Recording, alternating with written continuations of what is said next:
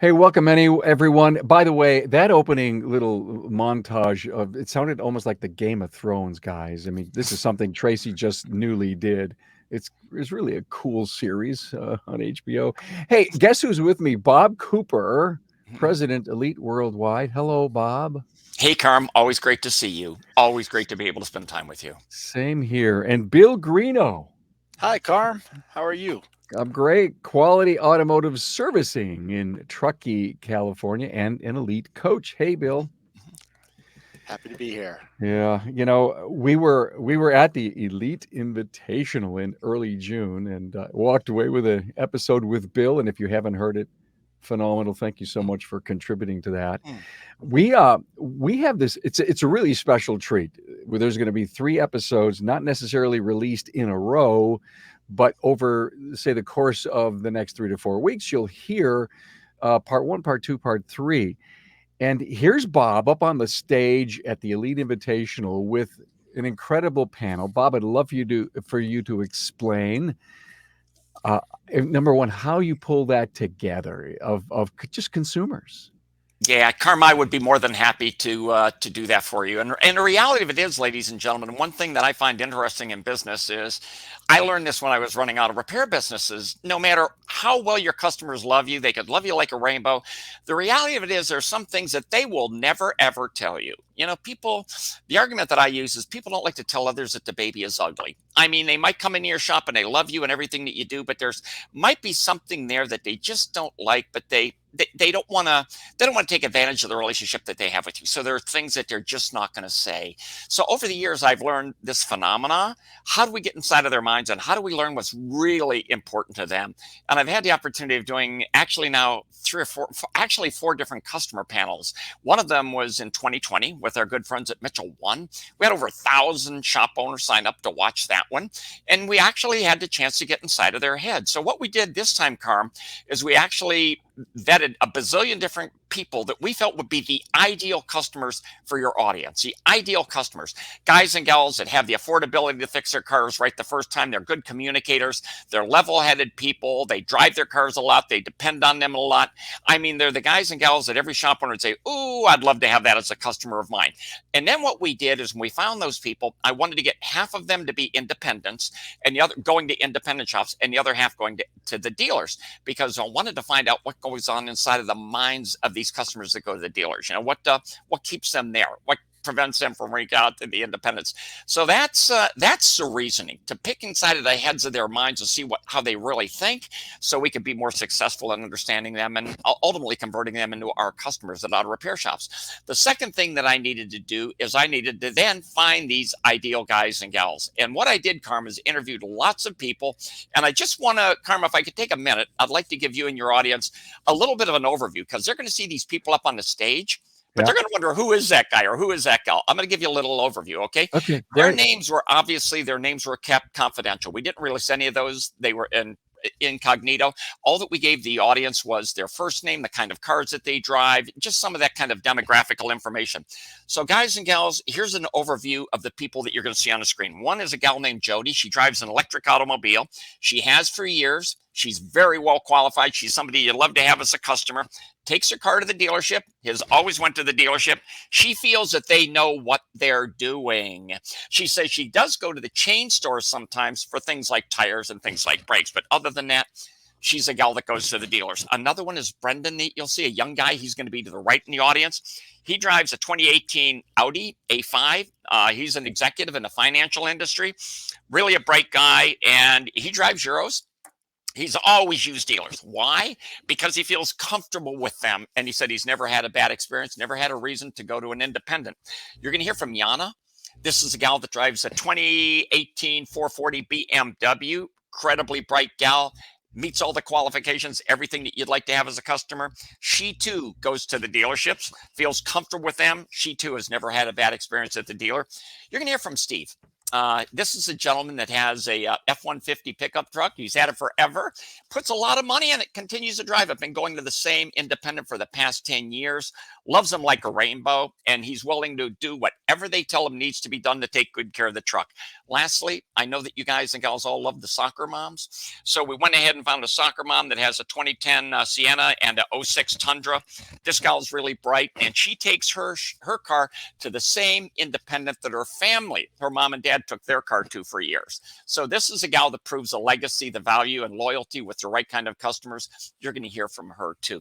So that's a little bit of an overview. And I will assure you, all these people, if I was in your business, the auto repair business, I would absolutely love to have them as customers too.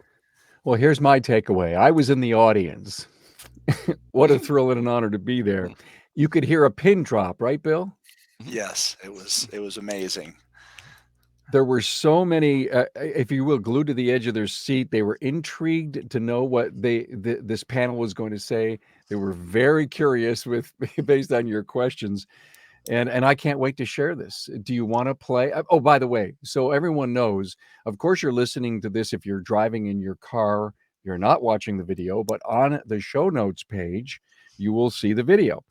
In the notes, in your app, in your listening app, there's some podcast players. You can scroll up, see more, scroll up, hit the YouTube link, and you could actually watch it on your phone. So please, you're not only listening to the audio here, but you have a great chance to watch this video because Bob has brought us 3 videos of 3 special questions that he's asked his panel. Should we play the first? Yeah, we should. But, it's also worth a mention to all of you that are watching this is one of the things that Carmen and I agreed to is it's one thing to learn what these people are thinking. Then the greater question is, okay, now that we know that, what are we going to do with it, right? So our plan today is to take what we hear from this panel and then share our opinions as to how you might be able to utilize that discovery in your shop and become even more successful. Absolutely right. We'll take it to the next level. Cool. Okay. Nice. All right, let's go. We'll do the first one. Any idea how much average technician mechanic makes? What they earn an hour? I don't, and I imagine in different states it's different, but Guess, if you had to guess. That's all that I need is a guess. An average technician. Yeah, average mechanic. How much would they earn an hour? I would say just a little bit over minimum wage. Okay. How about you, Brendan? I have always heard that they make a lot.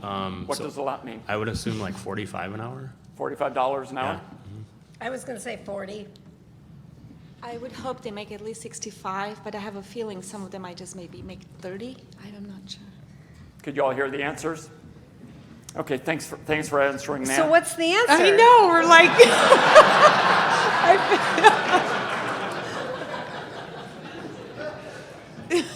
he has the I'm answer. never going to We're be the asked back panelists. again. Oh, sorry. You're the panelists. After lunch, we'll we bring all of can't them up leave on us the stage. hanging, You can though. sit out there and you can ask them their questions, Chad.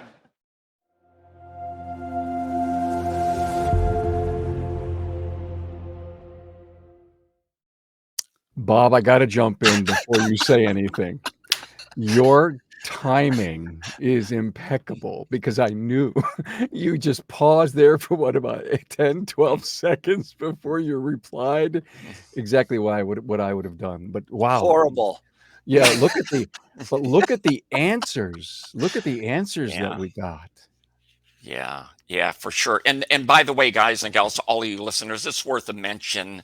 The way I responded to Jody, please bear in mind, these panelists have been up on stage for a while. And Carm and Bill, tell me if I'm wrong, we build a great rapport with them. Yeah. So we're able to sort of poke at them a little bit and have that kind Yeah. of open conversation. You're right. Yeah. Yeah. But what about the answers, Carm? That What clip the- is great though, Bob. That your deadpan response. Yeah.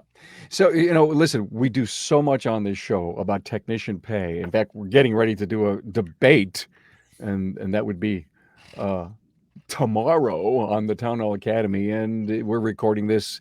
It'll have already been out before this hits on flat rate salary bonus programs. There's so many different ways to look at things, but to hear someone say minimum, that really rocked my world when I heard that.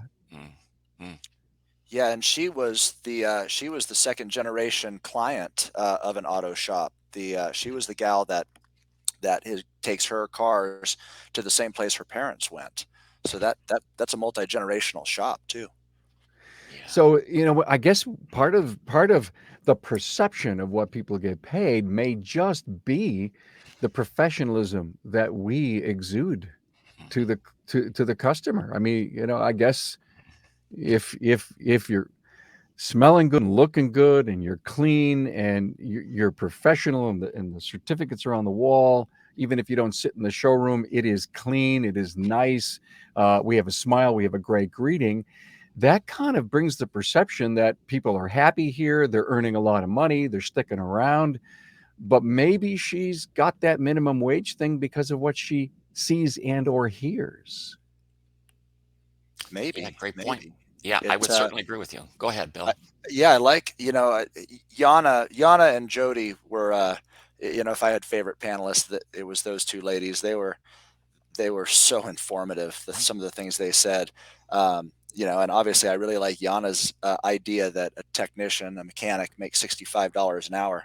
I think that's my goal for everybody, for sure. That's a great wage.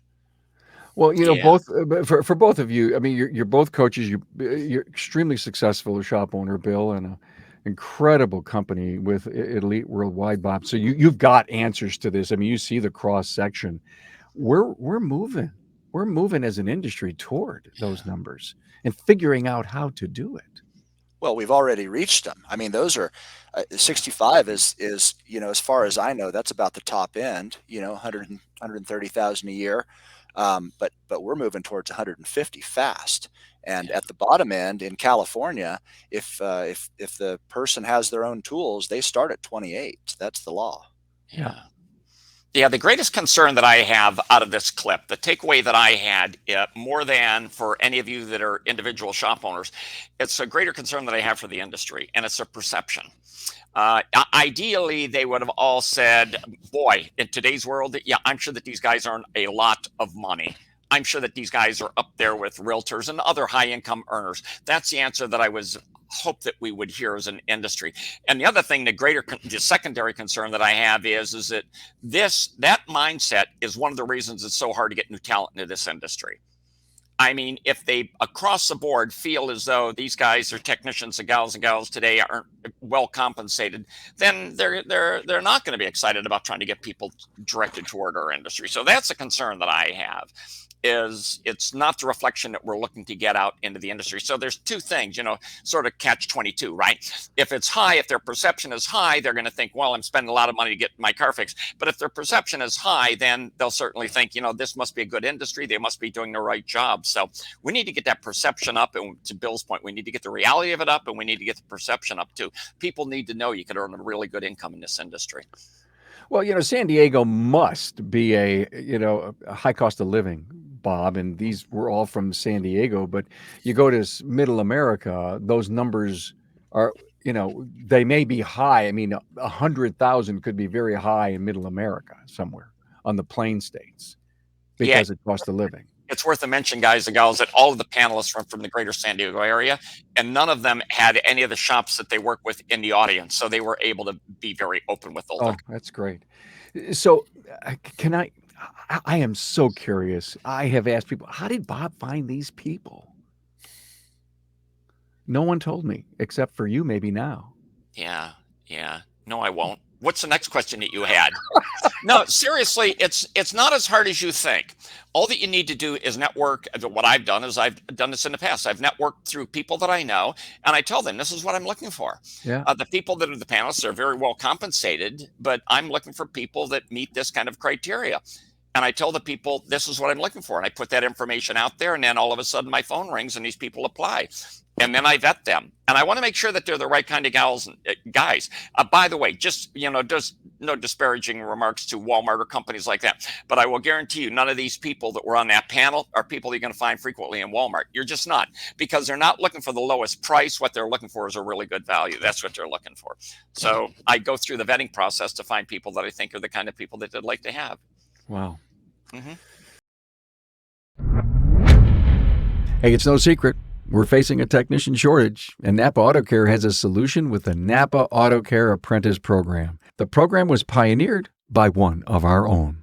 Pete McNeil and Master Technician Jake Sorensen from McNeil's Auto Care in Sandy, Utah, realized that the problem of not having technicians available for hire was not going to solve itself and decided to take action and look at a different audience of individuals available for hire. A focus was put on younger individuals with the right passion, desire, and attitude to work in the automotive repair industry. Jake and Pete sought after these individuals and developed a technician apprentice program to give them the training needed to become a successful technician in today's world. The Napa Auto Care Apprentice Program includes a comprehensive 9-stage curriculum that includes a variety of types of training, and they are classroom training videos exclusive to the apprentice program. Now, these videos provide in-depth training from a successful master technician. Also, Autotech classes with instructor-led courses offered through Napa Autotech and Autotech e-learning. This web-based e-learning is designed to target specific training topics. And finally, hands-on learning. The apprentice will apply the skills gained from the classroom training videos, Autotech instructor-led training, and Autotech e-learnings in the shop with the guidance of a mentor. The apprentice program curriculum is competency-based, meaning an apprentice can move through each stage at a pace that best suits them. Most apprentices complete the program within 2 years. Upon completion, apprentices will have earned ASE G1, A4, A5, and AC certifications, adding industry validation to the skills an apprentice acquires. Look, having an apprentice in your shop will ultimately benefit your bottom line as they advance through the program. And in most cases, as the apprentice develops their skill set producing billable hours, you'll begin to see a growth in your gross profit by stage 5. One of the largest barriers to entry for individuals looking to enter the automotive repair industry is the cost of tools. Now, keep your apprentice motivated with an apprentice toolkit. Now, Napa Auto Care has worked with our supplying partners to offer an exclusive comprehensive tool set, including a 4-drawer tool cart for all registered apprentices. Hey, to learn more, members can visit member.napaautocare.com. Are we ready Cool. for video number 2? Oh, I think this one's going to be a conversation piece. It will be. Do you want to set it up or just let me run it? No, you could go with it. All right, we're going to run this. Video number 2. Any of you smokers by chance? Okay, so if you came into Elite Auto Repair and I'm the service advisor and I smoke, would that change your opinion as to whether or not you're going to do business with us? Maybe. Okay, how about you? Yeah, That's a yes? Yes. Meaning you would probably not want to do something with us? possibly. Yeah. Okay, Jody, what about you? Maybe. Maybe? You can smoke, but I don't want to know about it, and it should not be noticeable at your shop. Smoke but don't want to know about it. Steve? It'd be important to have coffee available. How about for me. smoking? If you smelled the smoke, yeah. If you smelled the smoke, No, I tend to I would be uncomfortable with that. you would feel uncomfortable. Uncomfortable. So any of you that have advisors that are smokers, just be aware, we have no idea what percentage of customers you're losing, but you're losing them.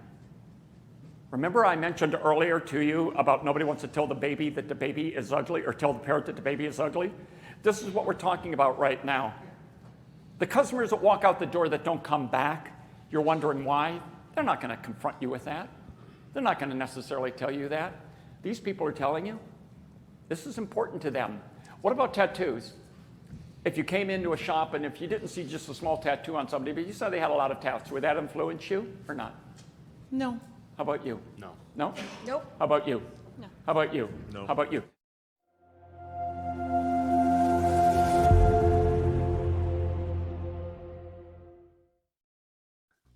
Excellent. 2 questions. Smoking and tattoos.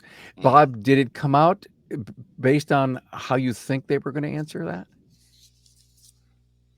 I thought that I would get more disparity in the tattoos. I thought that I would get more mixed opinions, but across the board, the way it doesn't matter to me, that was sort of surprising, especially with the, like Yana is an example that drives a high-end Euro car. And one of the other guys, the other gentleman there that drives the Audi, I was really surprised. Yeah. But it is what it is. It is what it is. That's why we ask the questions. Yeah. It's amazing. I happened to go yesterday out to the county fair, spend a few hours with the grandkids, and you can't help on a very hot day with everyone in short sleeves, and in shorts to see the number of tattoos that are out there in the world. It's, it's almost like becoming mainstay. Okay, they got tattoos. I guess it wouldn't stop me from doing business, but the whole health thing and the smoking, I'm a reformed smoker, so I guess I'm going to be a little tough on that. I kind of agree with the panel. Yeah, that's a tough one. I actually pulled out my employee manual, and I pulled out my old employee manual because my first employee manual was from 2008. I think was the first time I had an employee manual, and this one's 2020, and what boy did everything change. I had no smoking, I had no tattoos. Now my new one reads, the company wishes to allow personal style through body art. However, the owner reserves the right to require concealing of tattoos or body art if deemed inappropriate. It's, yeah, I've got, who doesn't have tattoos that works for me? I've got two, a general manager and an advisor, and those two are smokers. So that was, and one of them was in the audience that day, and she was she was squirming in her seat a little bit, but that's all invisible. Nobody knows they smoke. They don't smell like smoke. We don't certainly have smoking indoors. But the world has changed when it's come to tattoos. For sure, the world has changed towards smoking too. Because 20 years ago, if you asked about smoking, people would. I specifically remember as a child when my dad went and put a no smoking sign on our front door and threw away the ashtrays in the house in the 70s. Up until then, if your friends came over, they smoked. Yeah. It was a big deal. It was like, oh boy, we're going to make our friends stand outside to smoke. This is insulting. Like, well, it's time. My parents were reformed smokers, and so smoking's gone one direction and tattoos have gone the other. Here we are. Yeah, I think, Bill and Carm, I think that, Bill, you bring up a lot of great points, as you always do. And I think there's a couple takeaways here. And just sort of segmenting this and thinking about the smoking part first, I agree that it's not the social norm anymore. It's not as acceptable. At one time doctors smoked. They would encourage people to smoke. But that's not the reality that we're in today. But beyond that, we also have the environmentalists, the people that are the clean air people. And again, I'm not being disparaging. I'm just being very candid with everyone here. The fact of the matter is there are a lot of people that are just going to look down on people that smoke and they go, I don't want around that. Just is not a part of me, or whatever it is. So we're not saying don't allow your people to smoke. We're not saying encourage smoking. What we are saying is be aware that you're going to have a lot of customers that are come in that may never come back if they smell smoke on your advisor or on any of your people. If they get in their car and they smell smoke, a technician was in their car, he could smell smoke. You know what? Probability they're not going to challenge you on that. Probability they'll just find another shop. So I think that's one of the things you need to be concerned about when it comes to smoking. When it comes to the tattoos, the other thing, here's one thing you might want to consider when it comes to the tattoos. Most of you in the audience, you're probably, you might be old enough to remember this, but quite a few years ago, Stephen Jobs ran a really great ad when he was really going after Microsoft and Bill Gates. And he ran an ad whereas there was a lookalike that looked like Bill Gates. And there was a younger guy sort of like casually dressed. And it was, are you ready for a Mac? Are you a Mac guy? Was sort of the approach. And what they were trying to say is that there are different PCs for different people, which is true. And I really do live in a world that says there's different images for different people too.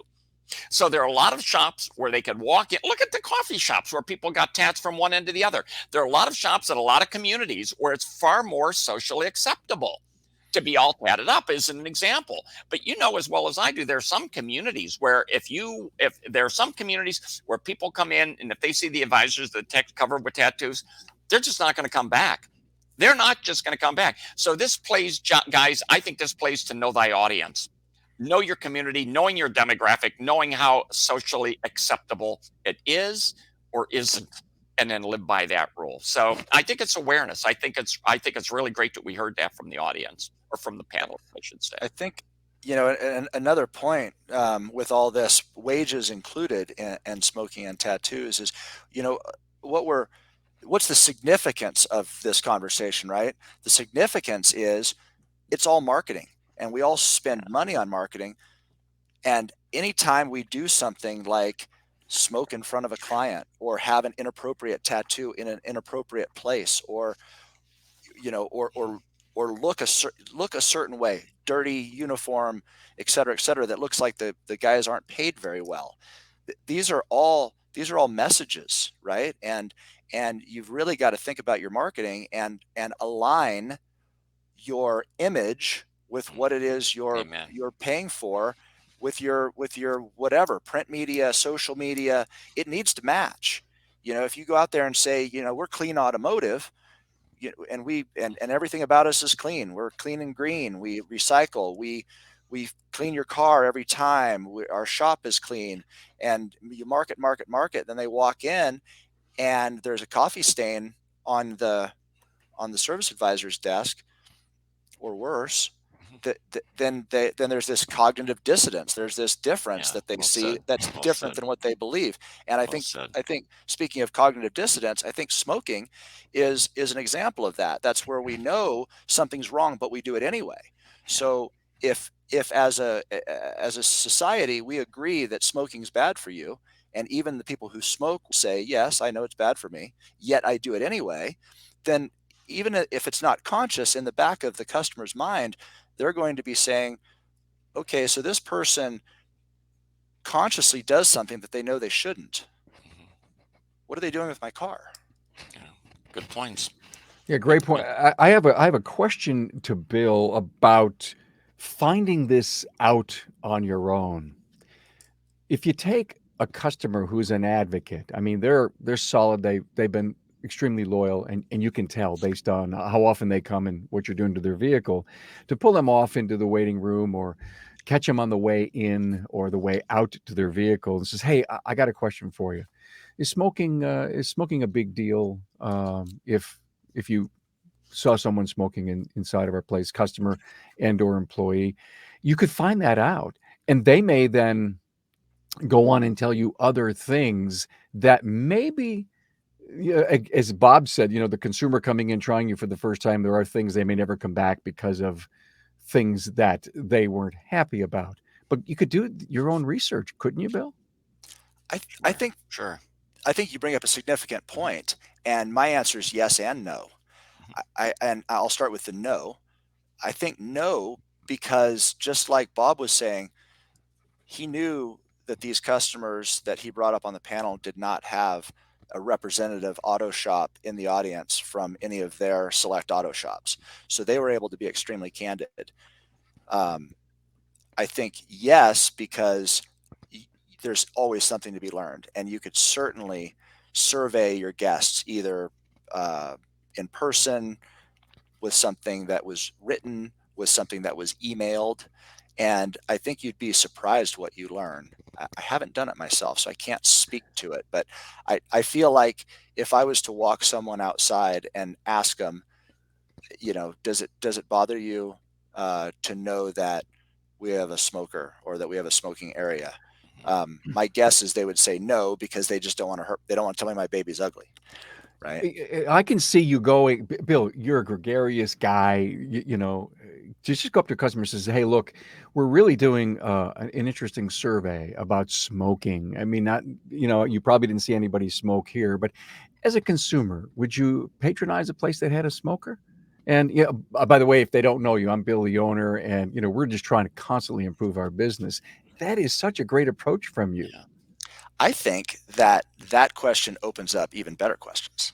Yeah. I think that they think about that and they go, well, that's not what I want to talk about. I'll tell you Yeah. what bothers me. Yes. Yeah, yeah. And the Right? best I way, think gentlemen, the best way of getting there is just I think it's just to have a blind study that you send out. Use any of the surveys programs that are out there. There's Yeah. hundreds of different surveys, and it's blind. Let them tell you what's important to them. Yeah. And one of the things that we've learned, not to interrupt your thoughts on this, but one of the things that we've learned at Elite is when you look at the dealers and the independents and how they typically have customer care calls, and they have a series of calls questions that they ask. Was your car done on time? Was it clean? Did they fix the problem that you brought it in for? Was their price competitive? I disagree with that. I think all that you need to do is get that customer on the other end of the phone. Hey, Bill, do you have a minute? Just wanted to follow up. How did we do? How do we do, my friend? And let them tell you what's important to them. So I think, Carm, I think your point's a great point. I think all that you need to do is just use one of the survey services and Yep. send it out and ask them for Okay. feedback on All what's right. important to you, things that would attract them or cause them to shy away from an auto repair shop. Okay. I look at Bill and he's such a nice guy. I figured they would open up to him too. But to your point, the blind survey allows maybe them to be a little bit more open and honest. Hey, I know you have some really cool offering you'd love to offer the listener. Can Yeah. we put up that QR code right now and we'll cover it? What about, you want to look at that other video first? We got Sure, another video, right? Sure, we'll do that. We'll do that. But just in case, so that everyone Yeah. knows, please stay to the very Yeah. end. If you're watching the video, you could probably see the URL. But we Yeah. are ready for video number 2. You're going to love this, everyone. Yeah, I think this is going to hurt their mind. I think this one's going to be upsetting for a lot of shop owners. Okay, here we go. You go online and you're going to Google search and you're looking for, he's a term mechanic. Just off the top of your head, don't think about this. Sarah, would you say mechanic or would you say a technician? Mechanic. Mechanic. Mechanic. Mechanic. Mechanic. Mechanic. There. Or maybe auto repair, but mechanic.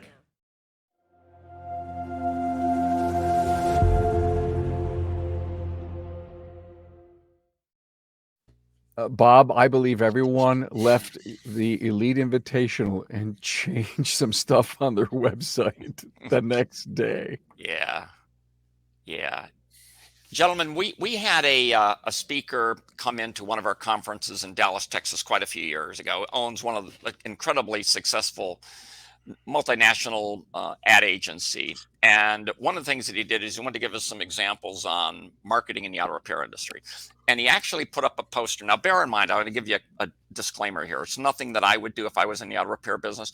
But he put up a poster, an ad, and it had a picture of a guy standing there. And there was this giant 4-foot long wood screw right through his chest. And the ad read, "Don't get screwed by your auto repair shop," or something of that nature. Well, everybody in the audience railed against it. They said there's enough negativity. We don't need to bring more of this negativity, and the ugliness to the industry. It's already known and out there.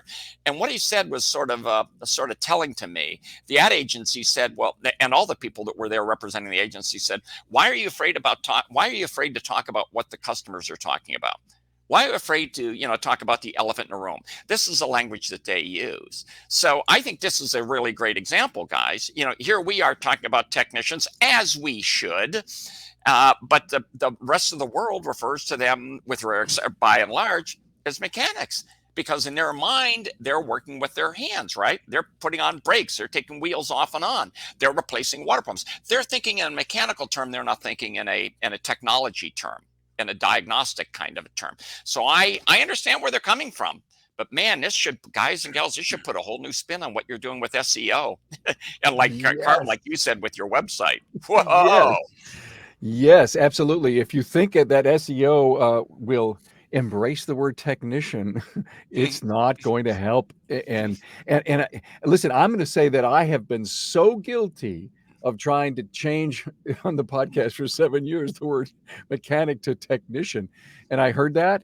I had a cold sweat, Bob. I really did. Not for the fact that I think what I'm doing brings value, that we need to honor the guys that have worked so hard to become quote, quote, technicians, but the consumers aren't ready for it. Yeah. It's like when you think of your children, the argument is, which of your children do you love the most? Which of the two? Well, come on, we all know the answer to that, right? So, unless one of them is a teenager. So the reality of it is, I think both of those terms, mechanic and technician, have a role in our industry. They do. But you could use them both in your SEO, or in your website, in your media. You could say, if you come to Elite Auto Repair, you're going to be working with a technician that not only has strong mechanical skills, but this mechanic actually is a gifted technician. He has the ability to do this and this and this. So I could see, guys, how you could easily use both of those terms together by helping the people understand that the guy or gal that's going to be working in their car is a mechanic for sure, but he is also a gifted technician when it comes to the technology on their automobiles. I think it's easy to put them together, and then your SEO is going to go up. You're going to get the people that you're looking for then. Bill, I need to hear from you. Yeah, I'm curious, Bob, because I was working in a garage in 1984, and I think you probably were operating a garage in Yeah, 1984, yeah. Hmm. and I remember the the technician term was kind of a ha-ha joke back then. And I was a fuel transfer technician because I was the guy on the pumps, right? And it was always ha-ha, and oh, I'm an automotive technician. Do you remember the transition when and why it went Yeah, from it was mechanic? about that era. It was about that era. We were literally doing nothing more. Actually, it had nothing to do with technology or automobiles. We were just trying to bring up the industry. We were trying to the word technician started to come into life when it came to technology. When you started hearing about computers, when you started to hear about computer technicians, guys that were able to work in a technical field, when Bill Gates was starting to take off with Microsoft, then all of a sudden we heard, whoa, man, that's a pretty cool term, technician, what does that mean? And then we tried to bring it in our industry, which we did. And I think we should. I think the guys and gals that work on cars today, Bill, I think they truly are gifted technicians. But we can't forget that they're mechanics as well. And there's nothing disparaging about that. That's a gift too, right? To be able to understand the mechanics of automobiles as well as the technical aspect, how all things relate together. This is Yeah, huge. it's huge. I have a few thoughts on it. My most recent experience and survey was we put together. If you listen to Carm's last interview with me, we put together our passion statement, and in the process of putting together this group of words, one of the sentences is, "So you, the customer, the service advisor, and the fill in the blank technician or mechanic." And I put it to the guys in the back shop. I said, what do you want to put here? And I explained to them that people use the word mechanic for you guys. Is that okay? Do you want to use their word or do you want to use your word? They chose technician. Sure. I am personally a huge fan of the word mechanic, and here's why. I'm gonna read from the dictionary here, from the Oxford Dictionary. Technician is a person employed to look after technical equipment or do practical work in a laboratory. An expert in a practical application of science, or a person skilled in the technique of an art or craft. Technicians, examples of technicians are theatrical technicians, school laboratory technicians, engineering technicians, laboratory technicians, electronics technicians, x-ray technicians, and the list goes on. Mechanic. Guess what mechanic is? There's only one. There's only one mechanic. A mechanic is defined as an artisan, skilled tradesperson who uses tools to build, maintain, or repair machinery. Also may be technician. So it's to me, if I was to be in charge of the languages of the world, I think I would have technician right above apprentice. It would be Yeah. a hierarchy of Yeah. apprentice, technician, Yeah. mechanic. You know what? I am so with you on that. And Carm, you're making my head hurt because you're making me think today. The reality of it is, when you think about it, tell me if I'm wrong, guys. Tell me if I'm wrong. When I think about it now, that word technician is so hyper used. It's so overused. Your windshield repair technician is going to come out and he's going to replace us. A technician that's at the Verizon store that's going to take care of your phone. I mean, it's like the word technician is used for everybody and anybody today. That's a really great point that you brought up. It really is, Bill. So I think the takeaway for me is, look, we got two customers. We got the internal and the external, right? We have to appreciate our industry and the people in our industry. And if they feel as though that they're technicians, if they prefer to be called that way, then darn it, then I think that that's the right thing to do. At the same time, we have to understand our customers and we need to find a way to bring those together. I just think SEO, you got to find a word to bring in mechanic and still respect technician, and video too. I think the video clips that you put out need to address that as well. The mechanic that's going to be working on your automobile, he's not just a really gifted mechanic, but he understands the technical end of the aspect as well. That's why these mechanics that work at us are not just mechanics, but they're very gifted technicians as well. I think if you put that in your videos and in your scripts and all, I think you'll be in a really great place. Yeah, I it really can do even think you'll be. be in a great I place. think you're right. Absolutely, 100%. You have to. we have to speak their language. Back to your get screwed by your mechanic. Yeah. Yeah. But yeah, you would be you'd be it would be foolish to not use the word mechanic. And I think as you're speaking, Bob, I'm writing a blog in my head where a mechanic is also a computer technician, is also a diagnostic technician, is also an electronics technician. Amen. This mechanic is 20 different kinds of technician, and that's why he's a mechanic, right? That's why he's such a great mechanic. I don't know. So, Carm, I think what we could do is just bring these divergences closer together. I hope that makes sense, right, Carm? The more we could bring the communication and the understanding between the customers and the technicians in the industry closer together, the more successful we'll be. And when it comes to SEO, just imagine what's going to happen to the shop owners that start embedding mechanic, that ran from the word, right? Ran from the word over the past 20 years. When they start embedding that word, because every one of those people, did you notice how quickly they responded? Said mechanic. That word technician never even came into their mind. Yeah. Whoa. Yeah, mechanic near me, auto repair near me, but that's it, done. And if you're not there, you're square. You're going to pay more for Google ads. Yeah. And do less. Yeah, well said. Less with them. Yeah, exactly right. Yeah. Well, this was wow, and we have 2 more of these coming up. I just can't wait to see the next round of Some videos. juicy topics too. Oh, Yeah, the next one's going to be pricing and recovery. And when it comes to pricing, I think to all of your audience, I think your head is going to hurt too. You better bring some Excedrin with you, because there are going to be some prizes in there when it comes to pricing. And what do you do when you drop the ball? What are some of the things that you could do to really make that customer go, you know what, I'm in the right place. I'm dealing with the right people. That's an eye opener. It really is. And after that, then we get into marketing. The next one, Carm, after that's going to be with websites. And whoa. well, thank you. When you and I were talking about the Invitational going way back earlier in the year, and you explained this panel to me, I think at the same time, both of our eyes lit up about, we could make this a podcast episode if you could find the greatest takeaways from, I don't know, what'd you spend 3 hours with this panel? Yeah. Unbelievable. I mean, we're just covering 8-10 minutes of some of the really good stuff. Yeah. But what you did for that conference was exceptional. You deserve a lot of high fives for that. Well, thank you, Carmen. I'm pleased that you enjoyed it. It was a collaborative effort. Everyone in our organization, Bill, everyone in our organization contributed. The good people at Mitchell and the good people at Jasper were sponsors as well. So I'm very, very happy that we were able to pull it off. And I just did a survey earlier today to find out how many of your coaches I've interviewed who have been on the show and have contributed. 13. Oh, yeah. Wonderful people. Thank you. Wonderful people. Wonderful people. So you have something for our audience.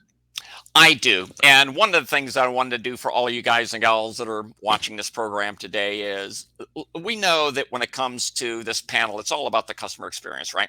We know there's a lot of things that come into the picture, how you greet your customer, the kind of service that you provide, and what do you do with shuttles and all. And we actually have a template. It's a customer care guide. It's a template, and it gives you a bunch of bullet points that are starter points, things that you need to consider and things that you need to chat with your employees about the entire customer experience, all the way from marketing and all the way through a postcard delivery and customer follow-up. It's a 13-page document. It's a customer care guide. I'm confident that you're going to really love it. We also have a job description for shop owners. It's ironic, Carm and Bill, how many shop owners don't realize that they need to have a written job description as well with their responsibilities. So at Elite, we have a 12-page written job description for shop owners. And Carm, what I've decided to do is make it available to all of your guys and gals that are watching this video. All that they would need to do is go to our website, eliteworldwide.com. And then if you look at /ARN for you, Carm, and there's a QR code. When they click on it, they're able to get access to the folder. It's a zip folder. You can download it and utilize those gifts. I'm confident that you're going to find them very, very, very rewarding. Thanks, Bob. We will make sure that link that URL is linked in the show notes. Also, we'll make sure the QR code is there. And I was privileged to get Oh, look at this. advanced Yeah. Oh, yeah. There you go. Yeah. copies. Look at this. Oh, right. Wait a Yeah. minute. If you want to get excited, look at the detail in the job description one. Wow, Bob, thank you so much for this. You're welcome. Very, very kind of you to offer it. You're Well, welcome. Bill Greeno, Bob Cooper, thank you so much for this great episode. You know, the customer's perspective, we need it, want it all the time. And we're going to do 2 more of these coming up. So don't miss them, please. There'll be part 2 and part 3. Bob Cooper, Elite International, Elite International, Invitational, Elite Worldwide, president, founded in 1990, Bob. You've been at this a while, huh? Yeah, it is. I love doing what I do. Good for you. And Bill Greeno, Quality Automotive Servicing in Truckee, California. Guys, thanks for being on the show. Yeah, and Thanks so Carm, much, back to you. Carm. Yeah, back to you, Carm, just for a moment. You know, and I know that I've mentioned this to you before, but I would like to personally thank you for what you're doing for the industry. I mean, you have an impact on the industry that is unlike any other. Yours is the most common name when it comes to who heard what, where, and how. It seems to all trail back to you and your efforts. You work really hard at what you're doing. You want to make sure that you deliver great content. And you do that. And I believe that that's why you have such an incredible following and continue to turn out such great products. So the industry is certainly better in many ways because of your efforts. So Carm, you and Tracy as well, please keep doing what you're doing for a long time. Please do that for all of us. I'm humbled, Bob. Thank you. It's true. Very You're more than welcome. honored, sir. Carm. Thank you, Thanks. Carm. Thank you, Bill. Thanks, Bob. Thanks, Carm. Bye, guys.